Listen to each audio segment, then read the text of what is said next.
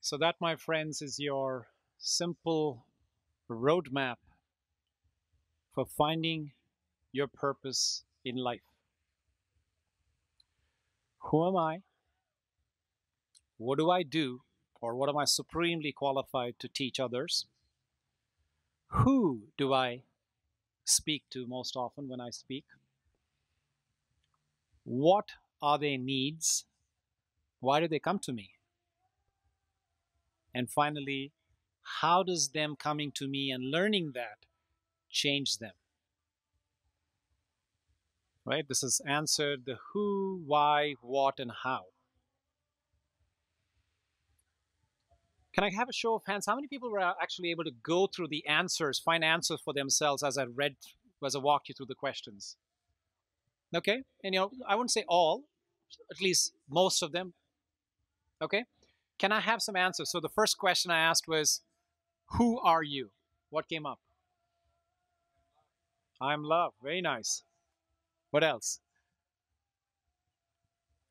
I'm awareness. Beautiful. I'm compassion. Nice. Back here?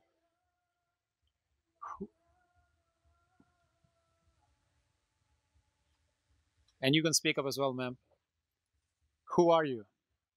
Okay. All right, we got a few options there to pick from if you haven't figured out your own. The next question was, what is it that you do? Anybody? What came up for you when you say, what is the one thing that I do really well? Give. Very good. Thanks, Evan. Share. Beautiful. I heard something. Love. Nice. Okay. Help. Nice. So if you think about it, you're all really referring to sort of the same thing. Giving, loving, helping, sharing, caring is really, if you think about it, you guys have sort of, you're probably a little more advanced to most of the crowds that I speak to. It comes down to that. We are here on this planet as a way, as a conduit to share our gifts, share that thing, that fire that burns in our heart, that wants to care for others. As a reflection of what we do for others, therein lies the caring for the self. The love that we receive is clearly a reflection of what we put out there. So thank you for coming to that sort of a pretty significant conclusion. So that's what you do. So the next thing is, who do you do it for? Who do you find yourself talking to or dealing with most often in your gifts that you just described? Everybody. Okay. Just everybody. Beautiful. Okay. Is there a demographic? Is there a little slice in the pie, so to speak, that you find yourself being attracted to, or people attracting themselves to you more often than not? Sorry? Friends. Yeah. Okay. Yeah. Very likely that they're going to listen and they want to get to know you better. And family. That's a easy one, right? We're surrounded by them. It's always an opportunity. They say charity begins at home. So thank you for that. That's a beautiful one, right? So the immediate people around us. All right. So these are the people who come to you. Then the next thing is that what is it that they're looking for that makes them want to come, sort of, what is that, the pull? Truth. Truth is beautiful, right? They're trying to support, right? Peace. Yes. Beautiful. I beg your pardon? Resolution.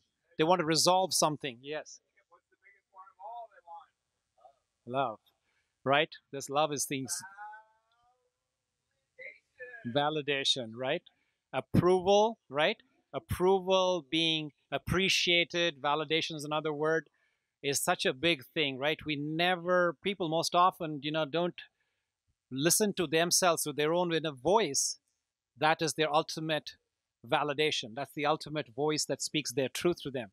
So we need a resonance. We need some sort of a sounding board. Somebody else has to validate, appreciate, respect, approve of me. And I've heard this even from some of the most incredibly successful people. There's a friend of mine who was the 107th engineer at Google, and many of you who have a phone in your pocket, if you see that Google search app, it's in there, he wrote the code for it. He was the 107th, so now he's a multi-millionaire, wrote a couple of best-selling New York Times best-selling books, and he was posting the other day on Facebook saying, after all of this success, he still searches for support and validation from others. He still feels insecure about himself and his identity. We all do. The rest of it is, we're all in that fray. At some point, we have that sense of insecurity, uncertainty. We can't stand on our own 2 feet and believe in that voice that is speaking to us from within. That is our gift to the world. So good. So I appreciate that you recognize that other people come to you for that appreciation, for that validation. Good. So then the next question was, what is it that changes in them when they come to you for that validation and you give them your gift? Perspective. Beautiful, right? What else? Sorry? Relief. They get relieved. Thank you. And relief comes from what do you think?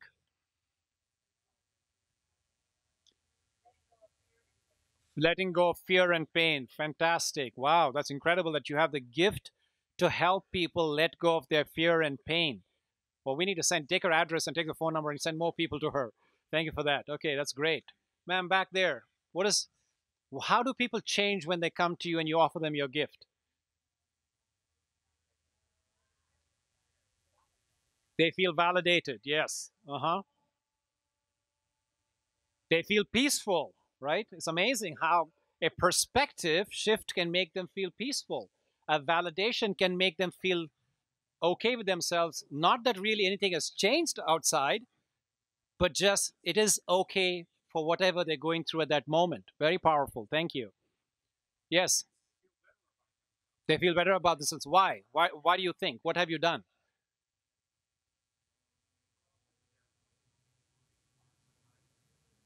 Open their hearts and minds. Beautiful.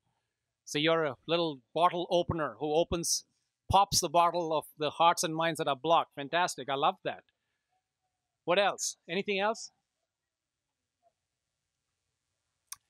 All right. Okay. So that is a very simple 5-minute process. And it's something that is worth writing down. If you have a piece of paper, you have a notepad, you have a phone, any which way, you can register these questions. It is not only important for you to revise them for yourself, but I also tell you this is an incredibly simple tool. And a lot of things that you're going to see today at Peace in the Park are incredibly simple gifts that we can offer to our children, next generation, as ways to find themselves, find their calling, find their purpose, find that gift that is there within them, latent ever since they were born, but sort of unnoticed, unrecognized. And this session is not about trying to make you find something that's out there that you need to go find, buy, acquire. No, our gifts are our innate qualities. It's something that has been exuding from us since the time we were a little child. It's that natural tendency what you reach out to when there's a crisis or when there's a moment of success or a moment of where you can shine as a hero or heroine. It's the thing that you've always been to your go-to quality. But this is a very simple process to try to identify and put your finger on it such that you know what is your unique contribution in the world. And such that you make your life choices that no matter what, you will not trade in this gift. This makes a difference, even to a small number of people. If you can turn one tide, you heard the story of the starfish? How many people don't know the story of the starfish? Don't know the story? Okay. So there was a boy who was going down the beach one day, and he was taking starfish and throwing them into the water. And there was a man who was watching him from the dune, who's look at this boy working all day, taking a starfish, throwing it out, taking a fish, throwing it back into the water. And he says, after a while, he said, I got to go talk to this kid. I don't think he understands. So he goes to this kid and tells him, says, kid, do you realize you look down from this vantage point? Do you know how many thousands of starfish they are, marooned or beached? He says, yeah, I know. I see that. So what are you trying to do? I mean, you're never going to get to the end of that. What difference do you think you're going to make? He says, to that one starfish that I just threw in the water, to that one, I made a difference. So folks, It's really not about scale and all those fancy words we hear in the Silicon Valley jargon. It's about in the tech world, about how do you expand, how do you scale, how do you make it to a multi-million click and subscribe or like or whatever it is, that the metrics that people measure by. It is that one person, like some of you beautifully said, the one person in my family, that one friend of mine, that one neighbor, that one stranger, that one anybody, that I can touch their life such that they can shine, like all the beautiful things you said. They feel relieved, they feel appreciated, they feel recognized, they feel acknowledged, they feel loved, they feel peaceful. It's that one person, one little thing at a time. That's our goal. That's our purpose. We don't need to do the world will provide us a stage when it is right, when it's opportune for you to be speaking to masses. But whatever is that thing that you do, and I'm going to quote Oprah Winfrey, if it is the bathroom that you know how to clean very well, do a damn good job about that. Be the best bathroom cleaner you can ever be. And the rest of it will be taken care of. When you live your life's purpose, the universe will find a way to support you. With that, I want to thank you for your time and attention. And I'm going to open it up for any questions. I think we've got about 3 more minutes here on my clock. Do we have 3 more minutes or no? All right. Okay. Since I've already said that. Okay. Do we have anything that you question or even sharing?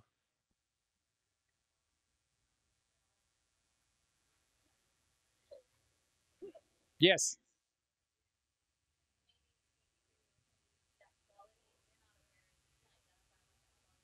Yes. Yeah. How do you find the quality? So when I asked that question, what is that one gift that you have that you're supremely qualified? And let's just say you came up with a blank.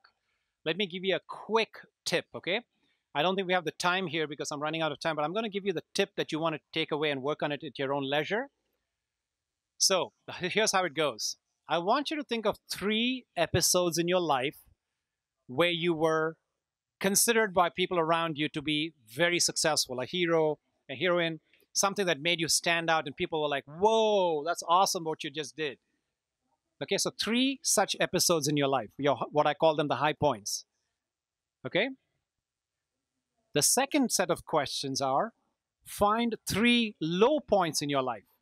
3 episodes when you were really hit rock bottom. There was some catastrophe, a loss in your life, something just fell apart that really devastated you. Okay? Now, here's the interesting thing. For the first set of 3 things where you were considered to be a hero, what was that one quality that you were naturally exhibiting, not something that you have to contrive and be faking it, something that you're naturally exhibiting that made you shine? Notice that all those 3 episodes are very likely, the majority of them is going to be about one quality.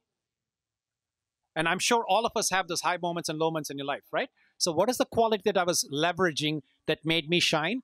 Now, the converse of that, those low points in my life, what was the quality that I reached out to that helped me to kind of turn the tide?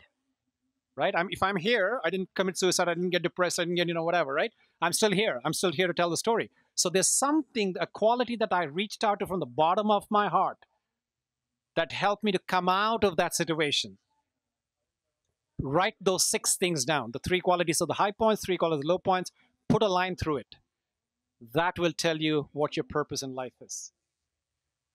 I think I'm really out of time at this point, so thank you very much for your patience and for your questions and for your sharing. Namaste. Om Shanti.